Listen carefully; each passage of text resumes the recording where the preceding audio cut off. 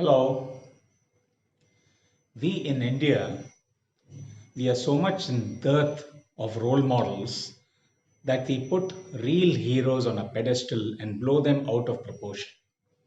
A few movie stars, a few sports persons, a few politicians, we bring the limelight upon them, a limelight which should be deserving of the Almighty is brought upon them. So, who then is the real hero? It is you who's the real hero. It is people like you and me, ordinary people who break from our shackles and rise above the normal, who are the real heroes. Today I'm going to talk to you about three such heroes of India. The first one I want to talk to you about is Daripalli Ramaya from Khammam. It's a city in Telangana. Ordinary person who just goes about in his cycle every day, he bicycles every day with his pocket full of seeds, showing them around the countryside, hoping that they will grow into a tree. He's supposed to have planted over 1 crore trees in his lifetime. Now, in this fragile ecology, don't you think that's something heroic? From the tiniest of acorn grows the mightiest of oak. The second person I want to talk to you about is Palam Kalyanasundram. Now, he is again a very ordinary person who was inspired by his mother to help the poor right from his childhood. He was a librarian in a college, and his claim to fame is that he has donated every single paisa that he earned towards orphanages and children's education. He took on odd jobs to feed himself, but every single penny that he earned was given to charity. He even after retirement, he went and worked as a waiter in a restaurant to get his 2 meals a day and to get a meager salary, which also he donated. He's supposed to have won so many awards to the tune of 30 crores of rupees, which promptly he donated. That is really extraordinary, don't you think so? Something heroic, something heroic. And like in his own words, he says nobody gets poor, nobody becomes poor by giving. And the third person, the last but not the least, is a woman named Banwari Devi.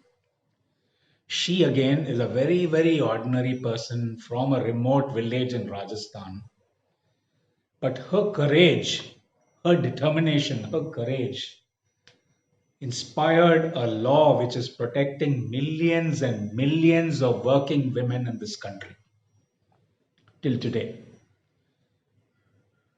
Banwari Devi was employed as a Satan by the Rajasthan government in 1992. A Satan's job, Satan means friend, a Satan's job was to go from village to village, neighboring villages, advising the villagers about various government projects that were there that could benefit them. They were also supposed to keep their eyes and ears open for child marriages that were frequently taking place in the villages of Rajasthan at that time. She got to know about a child marriage that was being planned in a very, very powerful family in a village. He was a village headman. Very powerful family, very powerful community. She was a very ordinary villager. Undaunted, she confronted him and told him to desist, but they threatened her and threw her out, telling her to mind her own business. She went to the cops. Couple of police landed up in the house and stopped the marriage because that's what they were supposed to do when a Satan complains. But then this man was so powerful, he wined and dined the cops, sent them off very next morning at 2 a.m. in the morning. 2 a.m. in the morning, very next morning. He got his 9-month old granddaughter married off.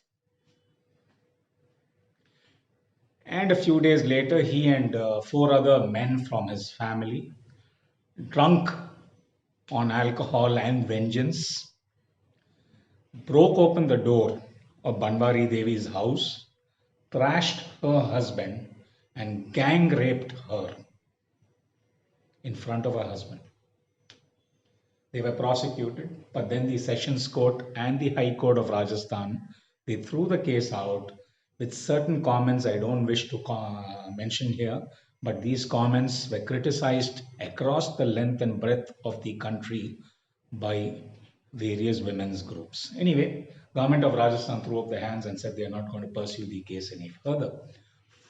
Fortunately for the millions of working women of today, an NGO called Vishaka took up this case of Banwari Devi and filed a civil complaint in the Supreme Court against the government of Rajasthan, praying to the court that they should pull up the government of Rajasthan for not having supported their employee who had been gang raped, who had been sexually assaulted while discharging her duties.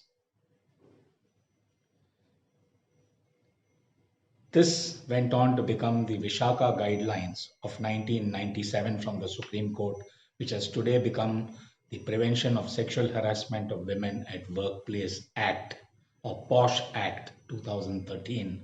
And this is continuing to protect millions of women, working women in India, and has also given justice to thousands and thousands of women who have actually been assaulted. So keep this in mind. These three ordinary people, very ordinary people who have transcended the average and risen up to great heights, these are the real flesh and blood heroes that we should put on a pedestal. And they should be our role models and inspiration. So next time you look for a hero, don't look at a celebrity. Look at your family. Look at your friends. Look at yourself. Bye bye.